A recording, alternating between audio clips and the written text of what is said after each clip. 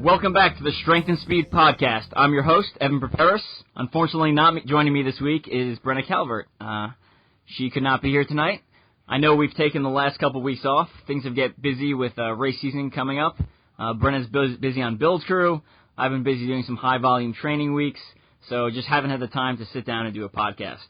We're back this week, though, and joining me is Miles Keller. You may know Miles Keller as the co-host of the Link Endurance podcast. If you don't listen to that podcast, I would definitely check it out. OCR Focused Podcast, got some great information.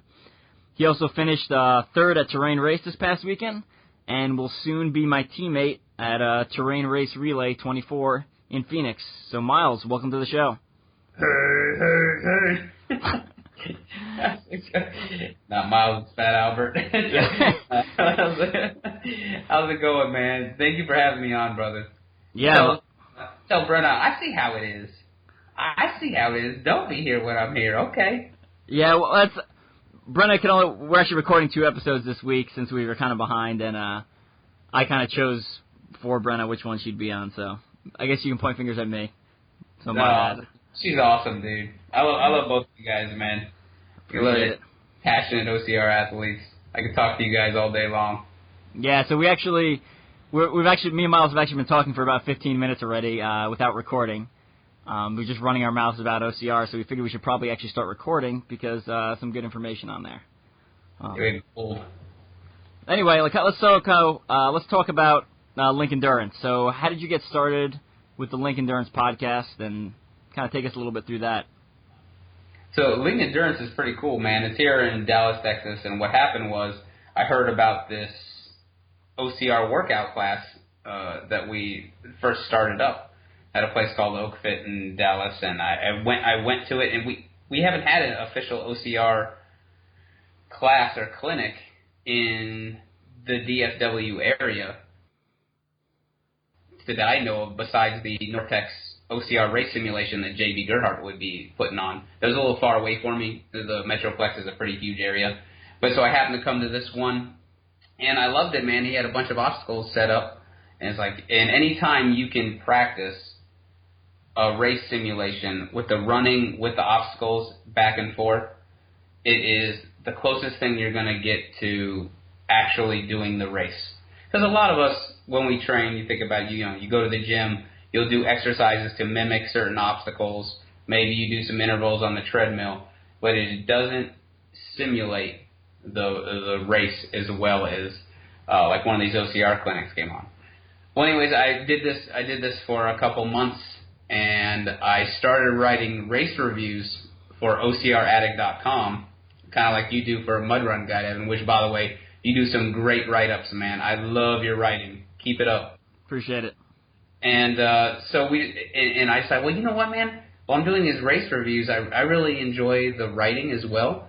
I want to do a podcast because I'm a huge podcast fan. I listen to that's literally all I listen to is podcasts. And I said, I want to start. I hit up the guys at OCRaddict.com. They weren't for sure.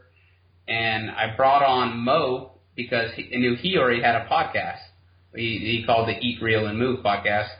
And so me and him started recording. So look, let's do some test podcasts. And yeah, I've known a lot of other athletes in the sport. I'm fortunate enough to met with them. And the cool thing about the OCR community is how loving and how warm and close everyone is. They're more than willing to come do interviews.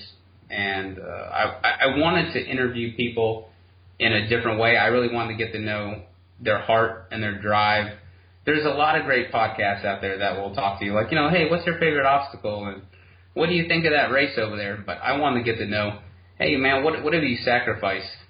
What drives you? What's your why? And because you see all this great sacrifice a lot of these athletes put in. And so me and Mo started recording this podcast, and and the OCR Attic was kind of dragging their feet on it, whether they wanted to okay it or not. And they're awesome people, don't get me wrong. I don't mean to say anything bad about them. But we said, look, let's just go out and we're going to start doing this on our own. And about that time, Coach Mo was starting up Link Endurance. And that's his own training service. The guy, he's been training people for 20-plus years. He has all these degrees. And he took me under his wing. He saw that I really enjoyed helping people. And I seemed to be good in assisting people in obstacles and things like that. So he's taken me under his wing and kind of teach me how to coach. And I learned that I kind of have a passion for coaching as well. So started going from personal training certification and pursuing goals like that while doing my own training. And now we've just kind of grown and grown in the Metroplex, and we're putting on fantastic OCR classes over at Obstacle Warriors in Dallas, Texas, which is a ninja gym. And we can simulate a huge variety of all these obstacles. And then we also have a special race simulation at our first ever North Texas permanent course at the DFW Venture Park, where we have a bunch of obstacles set up, and we're continually adding on to that. And so that's a big deal for us, man. Anytime you can get out on the trails with the obstacles and training, there's just nothing like it. It's a great way to train those anaerobic pathways. So it's been growing, man. And you notice with anything in life, if you're passionate about something, the way I love this sport and the people in the sport, so many opportunities come to you. And that's what has happened with me and Link Endurance. So I've just been co-hosting the Link Endurance podcast, and yeah, please check it out, man. Currently, we're interviewing athletes from around the world. We usually just interview some of the greatest American athletes, but I really got curious and wanted to see what OCR is like in other countries. So recently we interviewed South Africa and Canada. UK had to reschedule, but we'll be doing Sweden next week and Denmark after that. So it's really interesting to see the different ways that OCR is operating throughout the world. You know what I mean? Maybe there's different ideas we can bring into here in the States. Yeah, I think that's great. I know you just had an episode with a South African athlete, Thomas von Tunder or something like that. Yep. I believe that's pronounced his name. Yep, that's it. Yeah, definitely. I enjoyed that. I like hearing about the races from the other side of the pond. And what's funny was when we were at OCRWC, I had talked to a couple of the South African guys, and I was like, hey, why don't you reach out to me? I'll do basically an article interview of you guys. Because when you go to OCRWC, like, I know John Albin, and I know the Americans, you know the Canadians, and then like one or two big names from Europe, and really that's it. Yeah. At least for me personally. So I think spot on. I think getting to know a lot of these other athletes from the other side of the world is cool, and it kind of brings that community even closer. Because you were at OCRWC, it's like a love fest there. Like, it's special, dude. I love it. Yeah, I don't know how many people are as crazy as you and me, Evan, but in our daily jobs. Here's the thing: if you're listening to this podcast, you're probably just like us. You're probably really passionate about OCR, and there's not a lot of people like us. Like when you go to your day job, nobody knows what the acronym OCR stands for or what Spartan Racer is, and they're like, "Oh, you do one of them." You do one of them Tough Mudder things? Is that what you do? Or what kind of race do you... I've told people many, many times in passing, oh, yeah, I'm doing this obstacle course race this weekend, and he totally forget. So when you get around other OCR athletes like you and me right now, man, I'm on level 10. I have so much to talk to and tell you about, and ideas and theories, it's just coming out of the heart left and right, man. So, and that's how it is in OCR World Championships. If you guys out there listening to this haven't been to OCR World Championships, it is a special place. You always see the same people at the races in our local races, right? You know who's really big into OCR and passionate about it. But now wait till you meet these people from different countries, and they're just as sweet and loving as us Americans. And they'll embrace you. Man, you learn all about their races, and they're so interesting to talk to you and just learn about their culture and diversity, man. You'll get a different perspective on the whole world just by talking to these people. So please make it out to one of those. I guess the only comparable ones is Spartan World Championships or a lot of people swear by, and you've been to this, you're a vet of World's Toughest Mudder, which I haven't experienced yet, Evan, but people say that is a special environment, special people as well. What do you say? Yeah, absolutely. I mean, they're different. So I think World's Toughest Mudder has more percentage of Americans than OCRWC. So this past year, OCRWC had, I think, 42 countries at it. And the year before it was like 23, and the year before it was 12. So they've been like increasing exponentially for the last couple of years. And World's Toughest Mudder, also you get a decent amount of people from overseas, but mostly Americans. It's a lot of, because World's Toughest Mudder is so long, there's time to help other people on the course. So you'll see Ryan Atkins, Jonathan Albin, like reaching back to pull people up over Everest, even though they're trying to win $100,000, which is like preposterous, right? Or the Block This Monster, right? Yeah, like I was on Block This Monster in 2015, and they like reached back to like help me, and I was like, "What are you doing? Like, go! Like, I want you to win $100,000. Like, get away from me! Like, why aren't you running faster?" You're all trying to push them off, and they're trying to grab you. Yeah. You guys are playing slap fight in the middle of Block This Monster. But yeah, right. And then but like World's Toughest Mudder, because it's 24 hours, like, I mean, it just decimates you, right? So like, yeah, I can barely walk the next day. I think like the day after, so I finished the race, went back to my hotel room, laid down, got up to take a piss like an hour later, almost blacked out on the way to the bathroom. Like, I don't know what was wrong with me. Like, I started sweating profusely, I got lightheaded. Like, I was like, oh my God, I'm going to black out, I'm going to hit my head on the toilet, someone's going to find me, it's going to be embarrassing, I'm going to be naked in like a pool of blood. So I finished peeing and like rushed back to the bed to lay down, and that happened once more time. But yeah, it just destroys your body versus OCRWC. You race for, let's say, 2 hours or 3 hours, whatever it is, and then you're free the rest of the day. And I think Adrian absolutely crushed it this year with, picking that location. It was like an Olympic Village, It felt exactly like it. Evan, one of the things I love about you, man, is you're really humble. You're an extremely humble guy, so I'm going to brag for you. For those of you who don't know, he didn't mention how far he went in the World's Toughest Mudder, but correct me if I'm wrong, but you did 80 miles, is that correct? I did 90. You did 90 miles, son of a gun. Wow. You people out there listening to that, can you fathom that? It's not just 90 miles with a gazillion obstacles. Yeah, it's like 300 or something, yeah. So you're a beast. Congratulations. That's 10 miles away from the 100. How does that hit you, man? You were 10 miles away from 100. So my previous PR was 75 miles. So, the course was just suited for speed this year. There was very little swimming, so with little swimming you can run faster, right? Because you don't have to stop. And the obstacles were they took less time. So like, double rainbow, the two kind of pendulum things, you could fly through that as long as you didn't fall in the water. So I went to 24 hours, and I think I failed 2 obstacles. It was the stupid grappler. You like throw a ball up the side of a hill and kind of climb up it. You see, I never got to see that obstacle. When I watched the video of when they put it on CBS or whatnot, I couldn't see it. It just looked like they're throwing something like a hook up on top. How exactly did that obstacle work? Was it a hook, and then you got to climb the rope up over a ledge, or? Yeah, so it was a ball with a rope, and basically you throw the ball up, it falls into this little V-shaped thing, and kind of locks in, and then you climb up it. So you could.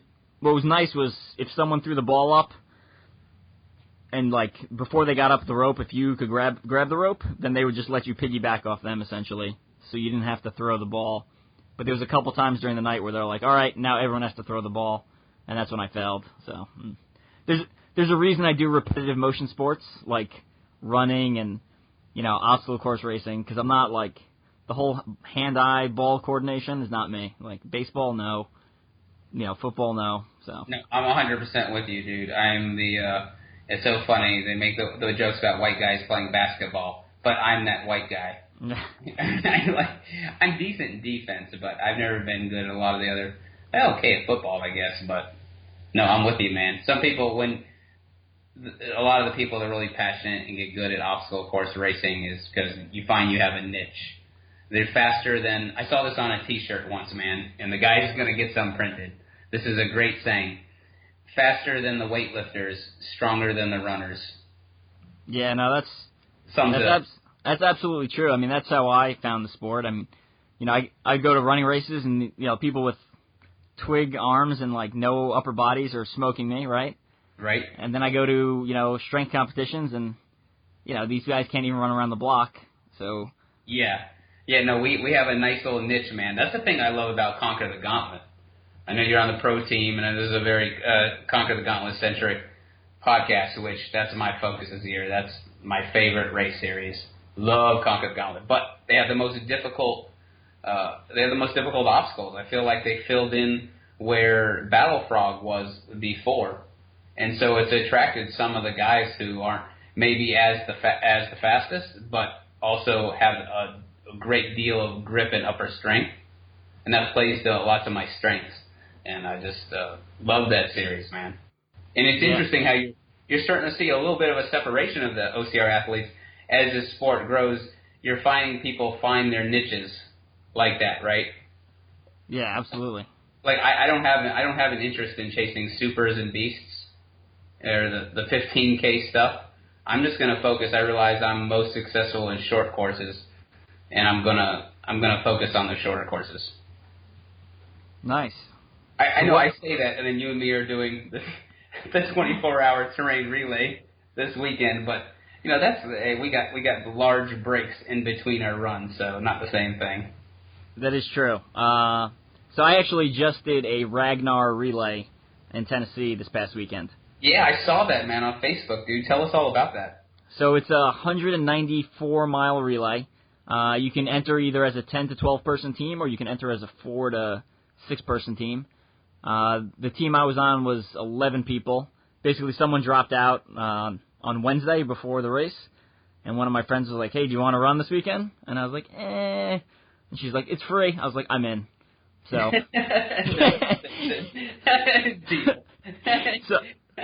so I showed up, and I did two of my legs were one was 8.4 miles, one was 8.2, and the other one was 3.4. But you're getting faster. Every single time you ran, it got faster and faster. Super impressive, man. So for those of you who've never done one, what's the coolest part is, at least for it combines to me the best and worst parts of distance and speed running, right? So I ran a total of 20 miles over the course of 24 hours. But because they're broken up in small chunks, you'll go in there and you'll push the pace. So I was running very, very hard 3 times in 24 hours. And on Sunday, I felt like I got hit by a truck. I was exhausted. Yeah, I bet, man. And this is a trail race, too. For those of you who are not familiar with Ragnar, it's a trail race. So this was a road one. So they do Ragnar Trail and they do Ragnar regular. So this was actually a road. Okay, I'm sorry. I did not know that. All right. Yeah.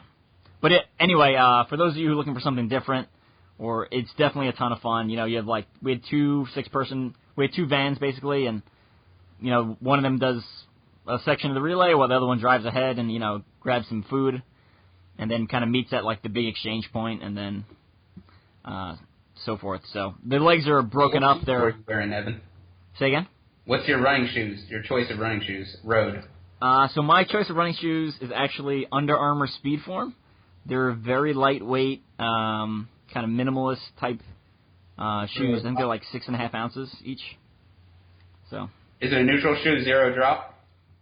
Not. I think it's a 5 or 6 millimeter drop. So not quite 0, but on the lower side. I'll give them a try if you swear by them, man. I like the gel Nemesis, the Adidas. I'm a fan of those. Those seem to be doing me well. But I'm using the Miguel Medina turned me on to the Ultra Superiors.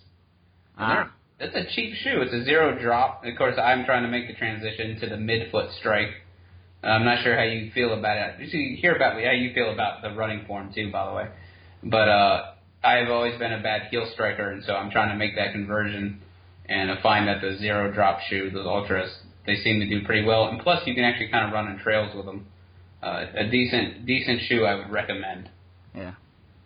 So the Under Armour Speedform I like because interesting. I actually use them for World's Toughest Mudder because there's like nothing to the shoe. It's got no insole. It's got like the actual fabric is very thin, so like it doesn't absorb water, so it doesn't weigh more. So when my feet get wet at World's Toughest Mudder, it doesn't weigh anything extra. It's just like it's like wearing dry shoes, pretty much. Beat up your plantar fasciitis though.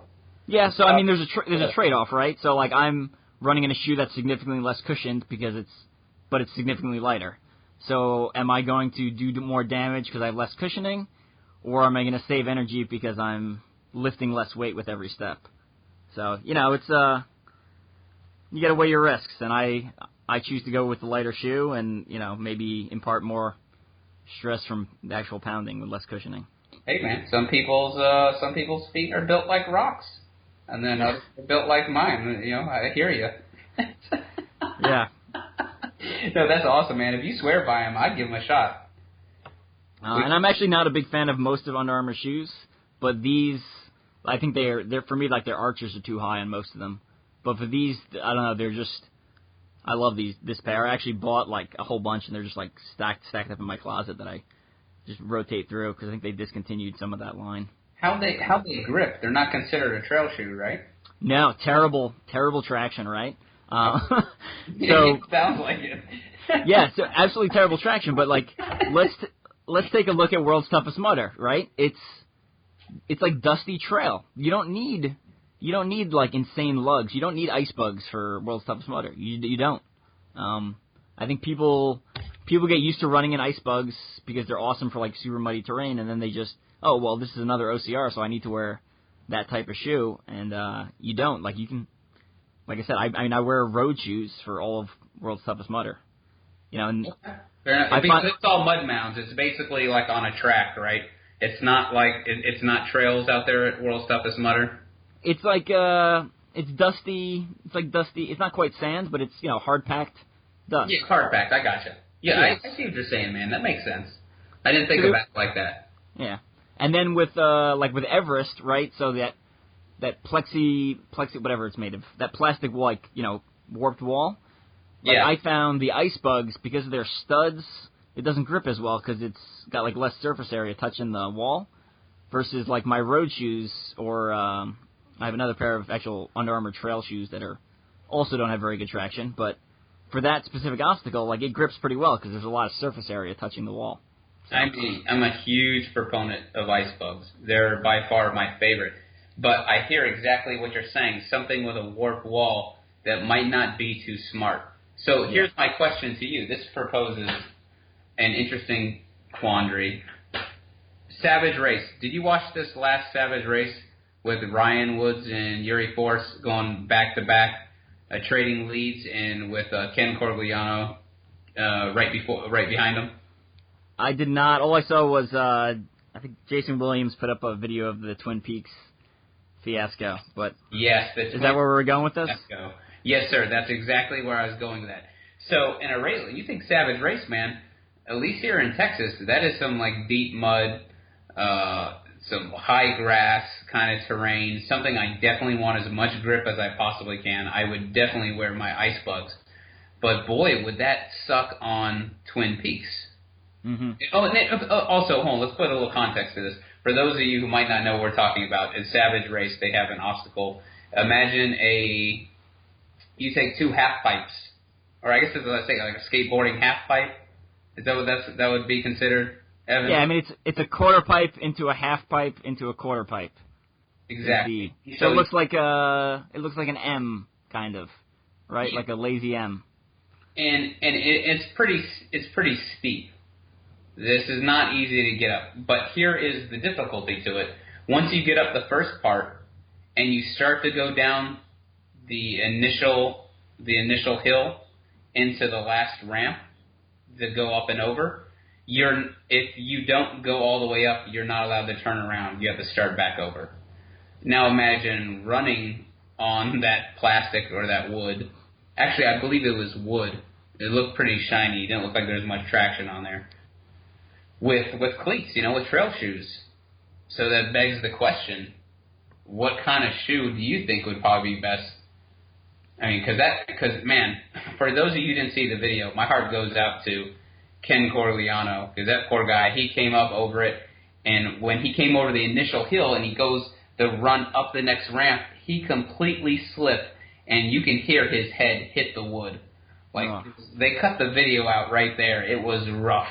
I mean, like, you heard that, and you just cringe.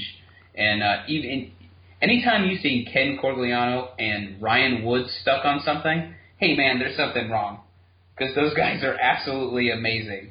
And finally, what ended up happening, I'm not trying to poo-poo on Savage Race here, because I'm a huge Savage Race fan. Please don't take it that way. It's an awesome series. Please go check them out. They're fantastic. But they ended up having to nail 2x4s across both sides, so that way people would be able to grab something and have a little more traction. But the entire female elite wave had to wait to finish the race with like one obstacle to go. Which I feel bad for them, because the girls who are in first place or in podium contenders, all the other girls caught up to them. You know what I mean? And there's no like time penalty stop for them. So there's some strategies like that you think about. I don't know, what do you think of, what kind of shoe would you wear with that, man? I mean, it's one you couldn't predict that was going to happen ahead of time. So I mean, I probably would have shown up in my ice bugs, because that's what I typically wear for shorter OCRs that I know are going to be muddy. Yeah. But I mean, if I knew, let's say somehow I knew that was going to happen, that kind of backup and that traction problems. Again, I have a pair of Under Armour. Again, it's one of their attempt at trail shoes. So they have very, very mild lugs. So again, not very good for traction, but they do have. There's a tiny bit, but it's more like an aggressive road shoe than an actual trail shoe. I was describing. Yeah. Okay. Cool. And I know Ashley, one of my teammates, Ashley Samples, was there and went from second to she arrived at obstacle second and then came out 10th. But if us as consumers or athletes are always asking for new obstacles or obstacle innovation, right? Sometimes stuff like this is going to happen. So again, I agree. No fault of Savage. Sometimes it's hard to actually test this stuff without a full scale, hundreds of people running through the obstacle, at full speed, max heart rate, covered in mud. So not to mention too, dew point. Like when they originally tested it, it could have been in the middle of the day, and there's a lot more traction then. But then dew point hits, and now you're getting moisture on the boards, and it adds a completely different variable to the equation. So right, and we saw that at the World Championships this year on the men's pro wave. There's a quarter pipe in the first half mile, and what should have been a super easy obstacle because it was dew and the sun hadn't dried out the obstacle yet, all of a sudden became a huge backup. So I only did the short course and the team challenge because I'm sorry, I say that, but I ended up running half of it with a friend to help motivate him. So I guess I did kind of run it, but I missed that part. I did not do that particular obstacle. I heard that there's actually people kind of fighting with each other to get up it because everyone was stuck everyone wanted their turn to try and get up it. And even the girls came up against the men, and they could, I guess eventually people found a way to just climb up the side of it. There's probably just 2 guys or 3 guys that made it up without the help of the side, right? It was more than that. I mean, the first 5 guys got over no problem because they had a good running start, and then what happened was the next couple failed, and then basically people started bunching up towards the thing. So instead of having a 15-foot running start, you now have a 5-foot running start. So I got up it over on my second try, but I still had so I went once, and then I had to essentially get in line to try to go again. And I know there were some guys who were may have been a little more aggressive, so maybe they went 3 or 4 times in the time it took me to go 2. So, I don't know. Yeah, it's not a good way to start off the race. Well, anytime you have a friggin' half pipe, man, or I'm sorry, a quarter pipe on a hill, how much of a grade would you say that hill was on? I want to say it was 10 to 15%. I'm not sure. I mean, it's the side of a ski mountain, so you can kind of take that. It's not we're not in the parking lot of the ski mountain. We're on the side of the mountain, so Yeah, and take it for what it is. So, yeah. Anyway, yeah. That's besides that. I mean, we kind of mentioned OCRWC, a great race. I love Adrian. Love that whole event there. Yeah. If you haven't been out there, make sure you make it out there. And now we have all these new acronyms. You like what I'm doing here, Evan? This is a good segue. I know okay. we want to talk. I know you know where I'm going with this. Want to talk about they have the USAOCR championships. We have OCR World Championships. Let's talk about what do you want to talk about the I believe it's called the USAOCR Championships now, right? Are we talking about the race put on by OCRWC, or are we talking the Spartan? The Spartan. Well, we say it's Spartan, but they're not allowed to be a no brand is allowed to be the official race. So It's actually the international. What is it? I forget. Robert Killian is on the head of the group along with Tim Sennett. Yep. Tim Sennett's Rose Wetzel's husband, for those of you who don't know, also known as Ray Sherpa. Yeah. Posted a lot online. But, so they're putting on this race, I believe it's in Miami, and it's kind of a qualifier to qualify for the U.S. Olympic team. Is that the way I'm understanding it, to have the chance to qualify for the American team? For the pentathlon? It's like a pentathlon with a laser. I'm not so sure, and I'm not even so sure they are sure what their kind of their exact path is going to be. It's a course, I can tell you that. It should be on Sunday. Here they don't know what time, but it will be. It is a separate course than the Miami Sprint. Right. But is there an elite wave and an open wave, or is it just one wave? Because they're all trying to qualify for this national team. That's my question. You know what? I can't remember. I want to say. I'm not sure if there'll be some sort of kind of qualifying loop or something for that. You'd imagine everyone would want to give it a try, huh? Yeah. So I guess let's back up a little, right? So yeah. So Adrian Bihanada, if I pronounce his name correctly, started OCRWC, and some of the criticism was like, well, what authority does he have to create a world championship? But he made a company, made a brand, and created a world championship. Like I said, 12 countries showed up the first year, 23, then 42. So he's created, whether he had the authority to start one at the beginning or not, he has created enough buy-in where people say it's legit, and I completely agree. It's 100% legitimate. I mean, when you have 42 countries that are flying in from around the world to race, that is a legitimate world championships in my book. For me, too, it is the culmination of combining obstacles from all the different race venues into one race. And many people will disagree with me on this, but I believe this, is that is the best way of getting a sample of each into the whole mixing pot. It's making a big bowl of salsa. You've got a little bit of everything inside one, and it makes really tasty salsa. It tastes great. And now I want salsa, Evan. Which is the salsa. I should have done this hungry. But also, there's other people that also make the argument that, okay, well, World Championships, well, then they need obstacles from South Africa and Denmark and Sweden and Europe and these other countries. But at the same time, it takes money to put on these events. The logistics is a great deal of difficulty, and it wouldn't make any cost sense to be able to get some of these obstacles from halfway across the world over to OCR World Championships, hence it being in Canada, where we can get a large number of obstacles from Canada and America. I'm not sure anyone were there from South America or Central America, but that's interesting. But the logistics you got to take into account with that, right? And that would make it, if they could get some obstacles from, say, I'm sorry, they had Toughest Elite. The Dragon's Back was from Toughest Elite, right? Yep.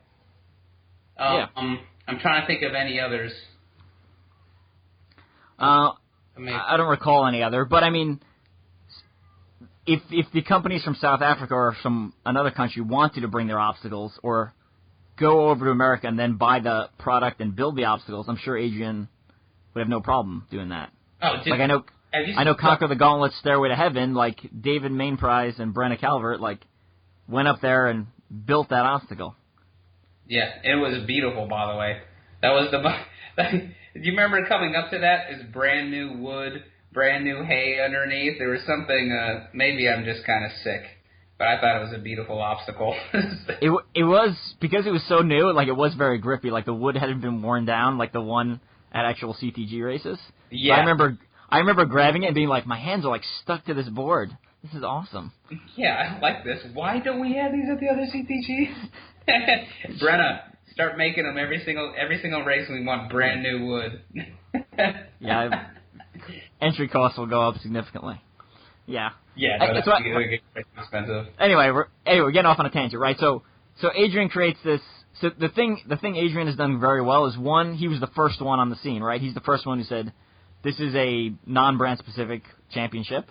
And then the other thing he did was he created buy-in, right? So like companies can advertise that their race is a qualifier for the championship. It gives them free advertising for his race. It gives their brands more legitimacy. He lets them put an obstacle on the OCRWC course, which again, more advertising for that brand. So it's, mutually beneficial. He only wants run one race a year, so everyone wants to support it. It's a great, like we've talked about, it's such a big love fest. And then again, first one to do it, right? Yeah. Yeah, exactly. So he also announced that they're doing an American Championship this year. Again, first one to do that. So excited about already has legitimacy. So I think the challenge this USAOCR faces is it's not the first, right? It's second. So it's going to be harder to convince people that your championship is more legitimate if you're second on the scene. It's like if I said I'm going to start the Spartan race, not Spartan race, but the Spartan race, like people would be like, well, that's not, there already is a Spartan race. And be like, well, no, mine's more legitimate. No one would buy off on that because there's already one in existence. There's no way of quantifying it, right? Because OCR is very subjective, like art, in the way that it's in the eye of the beholder. The variables are so different. The obstacles are so different. How can someone come in for the Olympics and say, okay, this is the best way of identifying a great OCR athlete is by getting through this distance in this terrain with these specific obstacles? There's just, it's subjective, man. Yeah. No two people will always agree on the same amount. You and me are huge Conquer the Gauntlet fans. Look, I like Conquer the Gauntlet better than I do Spartan, but there is many people that will tell me you're crazy. And how do you quantify what? It brings that question. Okay, how do you prove what makes a great OCR athlete? What should that look like? How do you even quantify that? I mean, I think just like in track and swimming, there's multiple distances, multiple disciplines. I mean, I think OCR is, you've already started seeing it going this similar way. Like there's a 3K championship at OCRWC. There's a 15K. I would consider, World's Toughest Mudder the ultra distance world championship. Well, whether they consider it that or not, I would consider like Spartan Beast their world championship. I'd consider that the longer, obstacle course racing championships. Yeah. So I think there's room for everyone. Of course, I'm an optimist, and my bank account is not necessarily tied exactly to the collegiates. Yeah. And I know, so like with the whole USA OCR, we're talking about the Spartan kind of affiliated one. I think my issue with it was, one, there's this organization, International Obstacle Course Racing Federation, that I've never heard of. And I feel like I'm fairly tied in with obstacle course racing. So organization I never heard of decides that this championship is the governing body. Another organization I've never heard of. They said there was like a bidding process. No one I know can explain to me what companies bid for the race besides Spartan. It seems like a front company for Spartan, to be honest with you. I hear you. Strong. And shots fired. Yeah. Bang, bang. And here's the thing: if Joe DeSena and Spartan came out and were like, "Hey, we're the ones pushing for the Olympics. We're doing all the work. So guess what? We're the proponent, and we'll decide, what's the Olympic quote unquote team." I would actually be like, "Okay, I'm actually okay with that." I just feel like I'll give Joe DeSena this, man. I'll give props where props are due. He was the first to talk about it and started initiating the whole process of getting it into the Olympics, which I would love to actually see that. I would like to see that happen and be further legitimized, but I just wanted to throw that in there. I'm sorry, I didn't mean to interrupt you, man. Yeah. So anyway, I just for me, it seems like the initial readout of the whole thing was very like, oh, this was a bidding process, and we were selected and picked above the other company. And it was like, I don't think there was a bidding process, to be honest with you, and I would have been happier if they were just, like I said, you were just like, hey, we did all the work to get it to this point, so we're taking lead. I would have been like, all right, well, I guess that's actually seems fair to me if that's what you're saying. No, but, I heard an interview. They won't let them do that. Joe DeSena, I believe, wanted to do that, but on an ORM podcast, he is interviewing Tim Sennett about it, and Tim Sennett talked about it, and they will not let a brand sponsor be the race. So Spartan is not like, they can't do that. As per the International Olympic Federation, I'm sorry, I'm getting my acronyms confused. International Obstacle Racing Federation. Yeah. Oh, yeah. I don't know. So I guess time will tell, right? Yeah. No, we all say OCRWC is legitimate because, it's not necessarily backed by anything. We just agree it's legitimate, just like money. Everyone agrees money's legitimate because it's legitimate, right? Yeah. There's no gold backing our dollar bill anymore. So everyone says OCRWC is legitimate, so it is. I guess only time will tell if USAOCR becomes the legitimate, quote-unquote, governing body. My concern is I just don't, and maybe they have a better idea that they just haven't revealed yet, but I don't know how they'll create buy-in like Adrian did, where it's advertising for both sides. Essentially doesn't cost each side really anything. They're not competing with each other during the season for regular season races. Like this tryouts is on April 30th, which is the same day as one of the toughest mudders. I think it's one of the same days as it's like the day after one of the Conquer the Gauntlets. That's another thing we got to talk about, man. I so badly wish the race venues would stop doing that. I'm so proud of the Main Prize family, David and the guys at Bone Frog, who both had, Bone Frog, we talked about this on the last Link Endurance podcast, but Bone Frog is mostly from the Northeast. And I've never done one, but I'd be excited to try them, and they're finally coming down to Texas. But it's on the same day that Conquer the Gauntlet was doing Austin, and Bone Frog was supposed to be in Austin as well. And I put a post on Facebook. I was like, Bone Frog, please don't leave. We love you guys. But Conquer the Gauntlet owns our hearts down here, and I can't miss Conquer the Gauntlet. And then they worked together, and they made a deal, and Conquer the Gauntlet moved their date to the end of the year, and Bone Frog is doing it now in Austin. And that kind of synergy, man, is fantastic, because now we get to do both races. But even this last weekend, Conquer the Gauntlet was at the same time Terrain in Fort Worth was happening. And you're seeing more and more scheduling conflicts like that. I wish they were maybe working together more, because it only makes financial sense for both companies as well. Even if you look at it from just a financial reason, you'll get more people if you do it on a weekend where there's no other races competing against you. Yeah. No, and I know from seeing a little bit behind the scenes of Conquer the Gauntlet, I know that's a very real consideration. I also know that, you take 52 weeks in the year, there's only so many of them that are usable. Already, Yeah. You take out winter, there goes like half the weeks already, basically. Oh. And then you start taking out holidays and stuff like that, and there goes a bunch of the other weeks. And then, depending on, I know the Conquer the Gauntlet series has one build crew, right? So they're going from location to location. So they can't put on a race in Dallas on one day and put on a race in, Georgia the next. Georgia, or, yeah. Yeah. Yeah. So it's, yeah. No, it's got it. It makes a conundrum, man, but I really hope they get that fixed. I know they can only do so much, but I think the closer they work together, you kind of wonder sometimes if some of it's ego. I could be totally wrong. I don't know this, okay? Please don't get mad at me, people. Don't start sending me messages. But I wonder if maybe some race brands are like, no, our race brand is better than that. We'll get more people, and they go for it anyways, you know. Yeah. Who knows? Some of it. Yeah. I wouldn't be surprised. Yeah.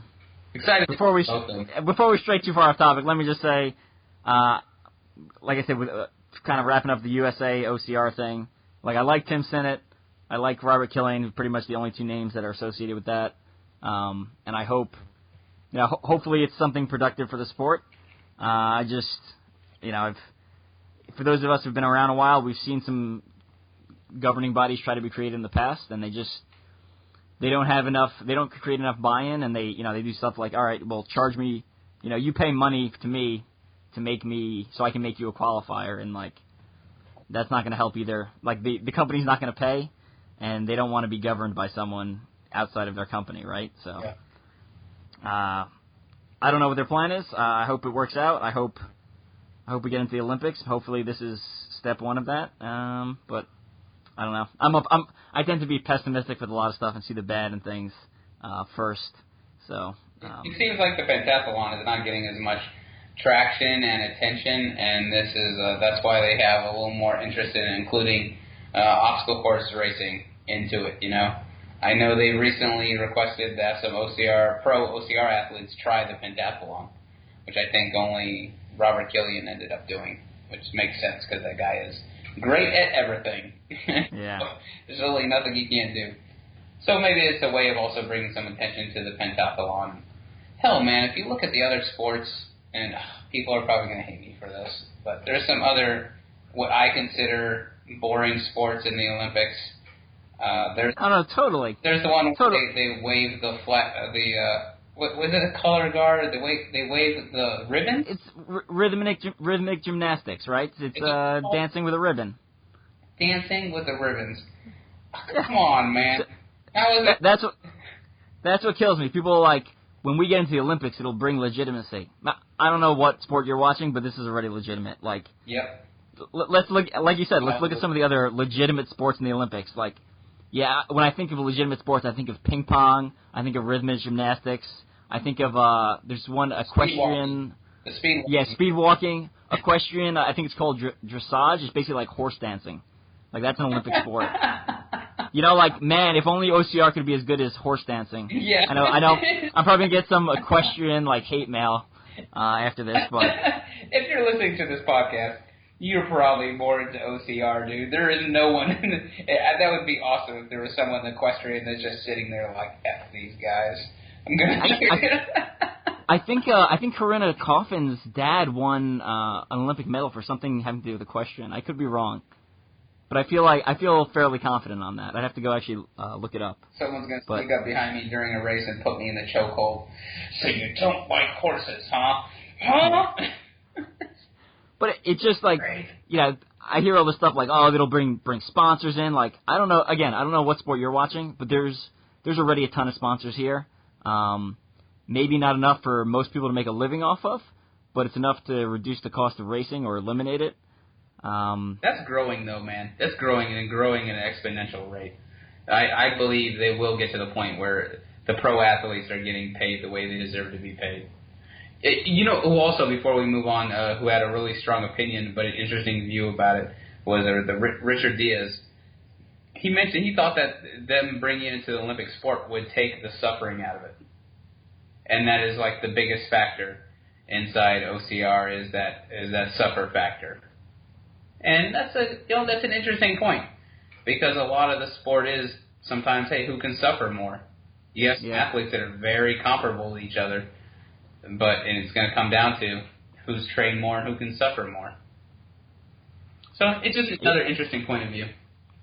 Yeah, and I think, if it does make it to the Olympics, it'll be the Olympic version of OCR will be very standardized. It'll probably be on a track. It'll probably, there'll be, here are the obstacles that are required, and there's no deviation.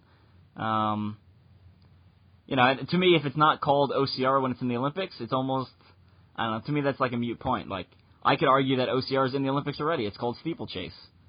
You're running, you're jumping over things, there's water. Yeah, like, that's a good point. Touche, sir. Like, yeah, we're in the Olympics already. Yeah, we call it steeplechase. So, like, if we make it in, it's called pentathlon. To me, that's like, I don't know. Well, we've never had laser inside the laser gun target, whatever you call it. I'm sorry, forget the name of it. But the laser gun thing in the middle of an obstacle, in any obstacle course race, besides when Spartan has been, kind of experimenting with the Olympic committee. I think they did it in one of their, like, the races they did on a military base. I think they did a laser gun there at one point. Yeah, Colorado. I recall seeing, yeah. Yes, sir. Okay. So. And then the Dallas Stadium Sprint, they had the first ever trial run, which is super exciting to watch, man. We'll see Michael Mark and Jack Bauer went at it, man. Jack Bauer is super fast. He's a good friend of both of ours, I believe. Yeah, I stayed with him at Houston My Chalet for OCRWC. Did you hear that? Told people the story? No, I'm not going to go through that. That's That's another story. He did an interview on who did Jack get interviewed by? Jay Bodie, I believe, Overcome and Run. If you want to hear a hilarious story, Evan Perperis. No, it was the obstacle order. The obstacle order. I'm sorry. Yeah, obstacle order. Of Evan Perperis giving Jack Bauer and Matt Campione and a couple others a bad direction, a bad address. Yeah. So I watched that. I remember watching that. Like, it was like a Facebook video going around of that race, and there was like some commentators going on, like talking about Isaiah Vidal and I think it was like Michael Mark battling for 1 and 2. Yeah. And then Jack Bauer, who's been like, pacing himself, essentially comes out of like nowhere.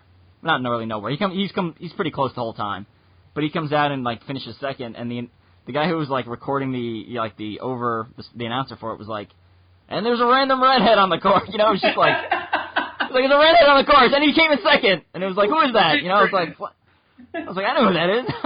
It was just funny, like, I know Jack is, is a good racer, so he's awesome. To me, like, it's not a surprise that he would do well, but listening to the announcer was pretty funny. Yeah, so. He's awesome. That guy runs a sub 15 5K, man. He's blazing fast. Yeah. Okay, well, how long? We're going for like 50 minutes now. Miles, I'm sure we could talk pretty much all night, running about our mouths about OCR. You and me are going to talk all night during our race in Phoenix, man. I guess when we're not sleeping, but yeah, maybe we. Yeah, so we wouldn't even get to that. We were going to talk about the terrain race 24-hour, which is a relay going on this Saturday. We're on a team together. We got 2 other guys going to be representing. And Ryan.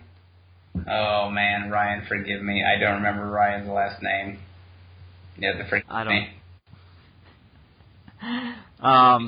He'll hit me in the middle of the race for it. But great guys out of Phoenix, man. And we have an awesome crew. Big shout out to Samantha Polito, Chris's wife. We have nurses crewing for us. Like, you literally can't ask for a better crew. That is crazy. We're going to have nurses crewing for us. That is... Can you think of a better situation, man? No, that's pretty good. Masseuses too, I guess. I don't know. I hope so. So yeah, terrain relay 24-hour. So we'll do in the next couple of weeks we'll do kind of a recap and maybe have some of the other guys on the show, and we'll talk about our experience at terrain relay. Let's live stream some of it, man. You and me from our Facebook accounts. As we go throughout the night, we should live stream a little bit, and so people can see what we're going through. Yeah, we'll definitely do that. So if you're listening to this, head over to the Strength and Speed Facebook page. We'll live stream through that, or either me or Miles' personal page, and then share it to the Strength and Speed page.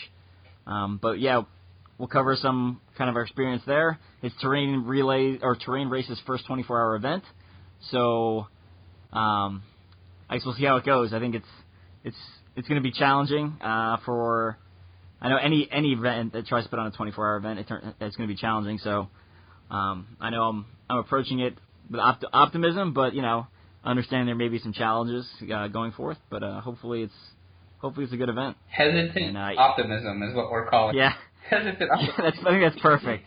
Fortunately, man, they've been putting on races at this particular property for 6 years, so they have a lot of experience there. So I'm sure that will help as well. But like as of now, there's no map, so it's hard to plan on stuff. So we're gonna have to strategize on the fly. It'll be really interesting. And then, unlike you're used to doing the 24-hour just by yourself, but now we have a relay where it's one guy in the course at a time. We'll see how we end up strategizing that and who runs when, right? Because I believe it's going to be the 10K, the 6.2 mile loop, and not the 3K, and not 3 separate courses. Because at Terrain this week, I asked all the great guys there, all the great race directors, big fan of Terrain, and they weren't sure exactly how they were going to attack it. So we'll see, man. All right. Optimism. Sounds good. I think either way we're going to have a good time because, again, hanging out with a bunch of OCR people and running around in circles for the night just is a great time. So I'm excited. I'm excited, man. Can't wait to push ourselves. And, I'm a big fan of you, man. You're an awesome guy. I'm really proud to have you on the team and be able to work side by side with you. I appreciate it. Thanks for inviting me to be on the team. So yeah, man. And hey, all you out there, you're watching the live stream, and you see me if I'm complaining or I'm down. You can tell me the worst stuff.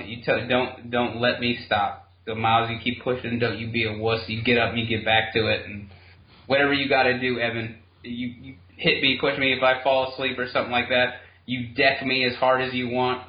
Whatever it takes, man. You and me are going all out, and we're going for the win. All right, sounds good.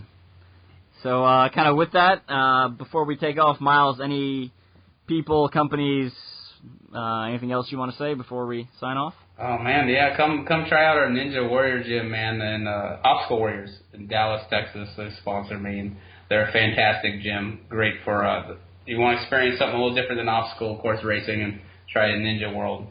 Visit your local Ninja gym, and that's a great way to practice for obstacle course racing. And then, of course, go to linkendurance.com and offer all kinds of different training packages and training events, OCR clinics, and the race simulations, especially here in Texas. Well, only here in Texas. But if you need any training advice or anything like that, Coach Mo is really good about that. And I love to help people. Hit me up, man. Find me on Facebook. Send me a friend request, and you can hit me up anytime you want because I love to talk. I'm a chatty Cathy, if you couldn't tell. So, but thanks for having me on, Evan, man. I really appreciate it, brother. Yeah, I'm just going to give a quick shout-out to what I forgot to mention at the beginning of the episode. The episode's brought to you by Hammer Nutrition. So we'll be, since I'm endurance racing this weekend, I'll be definitely consuming a lot of their products, specifically Perpetuum, carb protein fat mix, and some gels. So if anyone wants some Hammer Nutrition products, head over to hammernutrition.com and use referral code 240887. And that gives you 15% off. There's also links all over my Facebook page and the teamstrengthspeed.com website for that 15% off code, too, if you can't remember that number. Oh, hey, also something I want to throw in there for you. Once again, Evan's a humble guy. He probably doesn't mention this very much, but he's a great writer, and he's a great athlete. He wrote a fantastic book about OCR training and how you can train for OCR. The guy has a lot of experience, and he knows what he's talking about. Give his book a look. Give it buy a copy. It's really good. What was the exact name of it again so people can find it, Evan? The Strength and Speed's Guide to Elite Obstacle Course Racing. Nice. Where can people find it? It's available off my website, teamstrengthspeed.com. So head over to there. I prefer it if you buy it off there. But sometimes you can find it at like Barnes & Nobles. Depends on. I've seen it at some stores. Other ones don't carry it. I'm going to be that guy. I'm going to go in Barnes & Noble and just read it in there and not buy it. What do you think about that? Well, you have to find one where it's at first. If you could go to, if you're listening to this, go to Barnes & Nobles or Books A Million by your house and request that they buy that book. Like they order that book so they stock it. That would help me out. Yeah, I'm going to go in there and be like, what do you mean you don't have it? You've never heard of Perperis? A good day, sir. Well, I said good day. It's a good plan. I like that. I like it. I'd appreciate if you pick up that book. I know how many people download the podcast, so I also know how many books I've sold, and they are not equal right now. So tighten up, people. Yeah, let's pull ourselves together. Yeah, if you're serious about training, definitely head over and pick that up. It's got some great interviews in there too. I honestly think the interviews at the back are worth the price of the book alone, or the training plans are worth the price of the book alone. But I put a lot in there. You're not going to find more. You're not going to find better information for $15. Like, it just doesn't exist. The amount of content in there, and I know there's other OCR books out there, but if you're looking to run in the competitive or elite wave, or you're looking to get a faster time, the other books that are currently out that I've seen are not going to provide you with the same quality or content. The other ones are a little more general, like, hey, if you're interested in running your first OCR, here's some general things you can do, some push-ups and some sit-ups, and go jog occasionally. Whereas mine's like, here's a 8-week training plan for like doing well at a Warrior Dash, or here's a 16-week training plan for doing well at World's Toughest Motor. So. And if you guys have a commitment and a goal this year, hit us up, send it to us, and make a commitment on social media. Say, hey, this year I'm going to make it through Pegatron, or this time I'm going to get on the podium, or something along those lines. If you have a goal, hit us up, make it public. We'll help try and keep you to it. Go get it. True. There's also, we just started a CTG Elite Athletes Facebook group. So if you plan on running and Conquer the Gauntlet in that first wave of the day, ask to join the group, or invite your friends who are already in the group to join. And it's just a kind of a central location to ask questions and give the race director and build crew feedback on, what you like or disliked about the course. So yeah, you're looking at you probably don't want to join that group because I post way too much in the first day. Yeah, it's only been active for literally, I created it last night, and you have posted several times. Yeah, I posted like 3 times already. Ooh, CPG protein, yeah. Awesome. All right, Miles, let's get going. I still got to shower after the gym and hang out with my daughter. Good stuff, brother. It's been great. It's been great talking to you. I will see you this weekend, and that's it from the Strength and Speed podcast. Let's go.